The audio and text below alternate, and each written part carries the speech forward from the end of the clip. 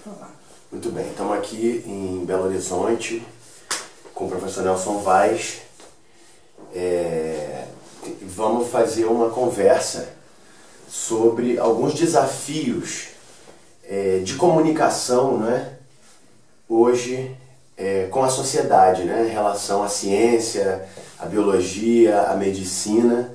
Nós vivemos um tempo de guerra, né, um tempo de inquietação, de convulsão social, um tempo onde a saúde pública internacional sofre, né, uma dificuldade de construção da saúde das comunidades, e nós que fazemos pesquisa nesse campo, o professor Nelson Vaz há mais de 40 anos se dedica a estudar os problemas da saúde, do sistema imunológico, da saúde humana.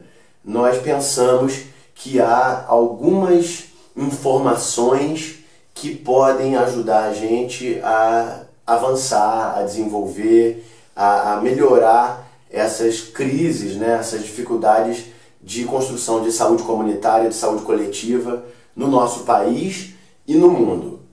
Professor, a atual medicina e a atual saúde pública, elas têm uma origem, né, têm uma história.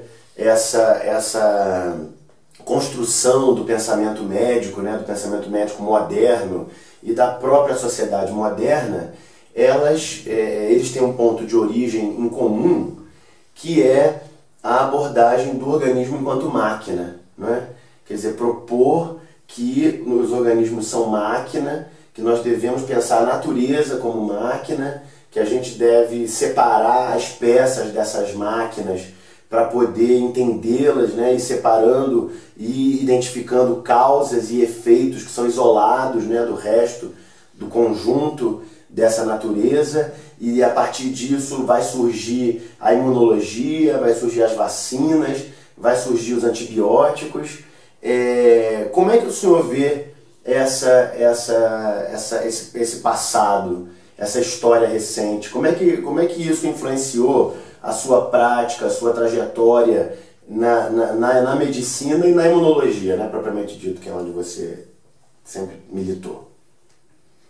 Quer dizer, a minha prática mudou por causa da minha prática. Quer dizer, eu não mudei a minha maneira de pensar na imunologia por considerações filosóficas, porque eu não sou um filósofo, eu sou um biólogo, um estudante de imunologia, e eu mudei minha maneira de pensar porque experimentos que eu acabei fazendo são imensamente contraditórios com o resto do conhecimento imunológico.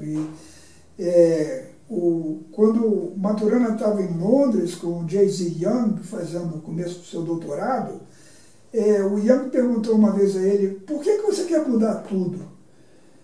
E ele respondeu: eu não quero mudar tudo, é que tudo muda quando eu admito o que eu entendi sobre a natureza da cognição, a natureza da observação humana. Então, eu me coloquei numa situação parecida porque eu encontrei um fenômeno que contradiz o resto da imunologia, no sentido de que acaba com a ideia de defesa, porque o que nós achamos foi quando o animal come uma proteína nova, quer dizer, um camundongo que come clara de ovo, por exemplo, muda a sua atividade imunológica em relação ao que ele comeu. Quer dizer, se eu pego a albumina de ovo de galinha e injeto num camundongo normal, ele em 7, 10 dias começa a formar muitos anticorpos contra as proteínas da clara do ovo. Se eu pego o camundongo que comeu clara do ovo no dia anterior, ou uma semana atrás, e faço a mesma coisa, ele praticamente não faz esses anticorpos. Quer dizer, comer uma proteína, que proteínas dos alimentos são coisas estranhas ao corpo, né? Quer dizer, a proteína do alface, ou da cenoura, ou da albumina de ovo, são muito diferentes das suas proteínas, e elas entram na sua circulação quando você come. Quer dizer, se quando você come você estabelece uma regulação, uma restrição a formar anticorpos contra essas proteínas, se todo animal come todo dia, e se come coisas mais variadas, E se todo animal tem uma quantidade enorme de micróbios no intestino que produzem proteínas também, que são estranhas e tal, será que a gente está proibido ou restringido de responder ou fazer anticorpos a isso tudo?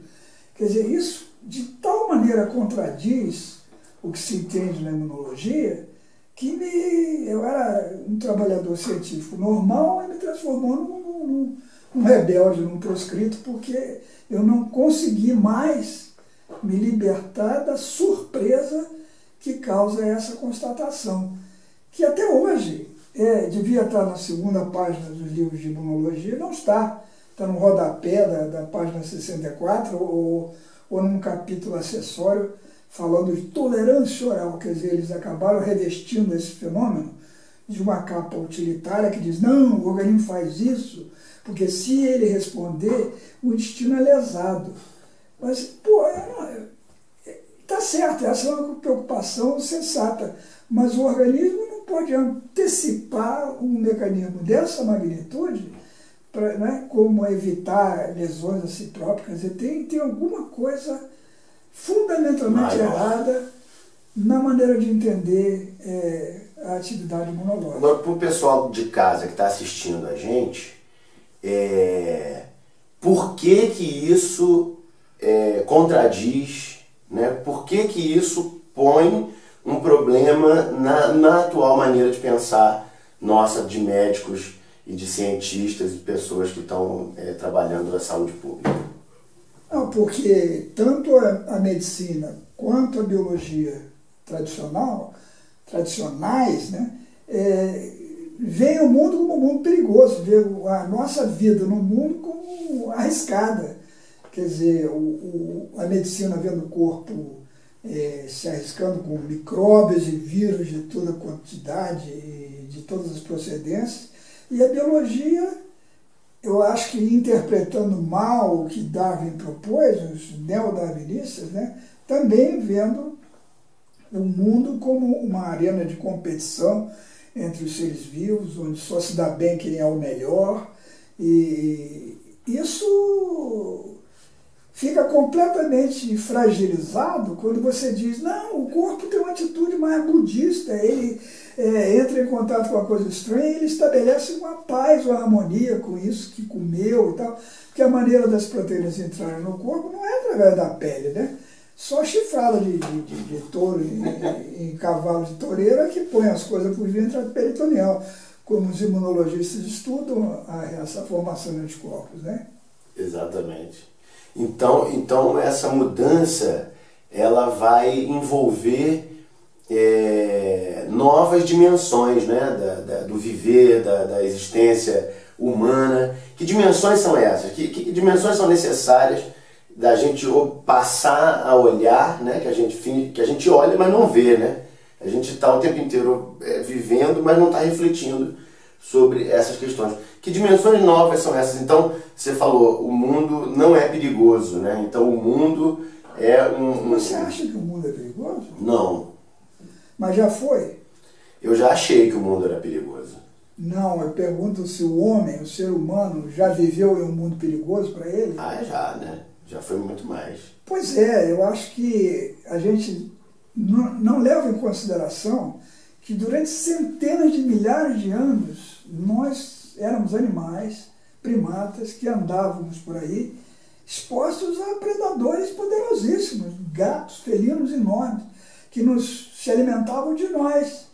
De modo que dormir numa caverna ou uma mulher parir no mato à noite com esses gatos soltos em volta era uma coisa extremamente perigosa e amedrontadora, e isso aconteceu durante centenas de milhares de anos, e certamente tem alguma coisa a ver com a maneira como o nosso sistema nervoso derivou, ficou construído, ficou feito. Quer dizer, a nossa feitura, a nossa arquitetura leva em conta essas centenas de milhares de anos onde o mundo era perigoso. Sim. E quando Pasteur, no século XIX, diz, olha, existem os micróbios são perigosos e são causadores de doença, isso estende o perigo para uma dimensão cotidiana, invisível, extremamente amedrontadora, não é? Isso fez parte da criação da medicina moderna e da indústria farmacêutica e de uma série de coisas que são importantíssimas na nossa vida hoje em dia. Sim. E a indústria farmacêutica que surge dessa pesquisa, né, ela vai...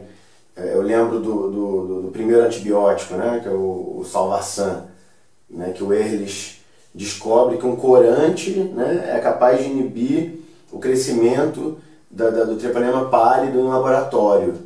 Né, e a partir disso ele deriva essa ideia de que existiriam magic bullets, balas mágicas, e que essas balas mágicas seriam utilizadas para inibir essas criaturas, né, microscópicas que nos atacam. Eu pensei que você, quando você começou a falar, eu pensei que você ia dizer que a primeira indústria farmacêutica foi imunológica, né, que foi a indústria criada por von Behring para fabricar soro antidifterico e soro antitetânico. Quer dizer, a primeira vez em que a medicina começou a ganhar dinheiro mesmo, e a indústria médica, né, começou a ganhar dinheiro, foi através da imunologia. Exatamente. E valorizando extremamente essa ideia da bala mágica, quer dizer, a ideia de que o corpo é capaz de formar em cima do joelho, ad hoc, assim, quando é necessário, um antídoto específico para o que quer que venha, o que quer que lhe aconteça.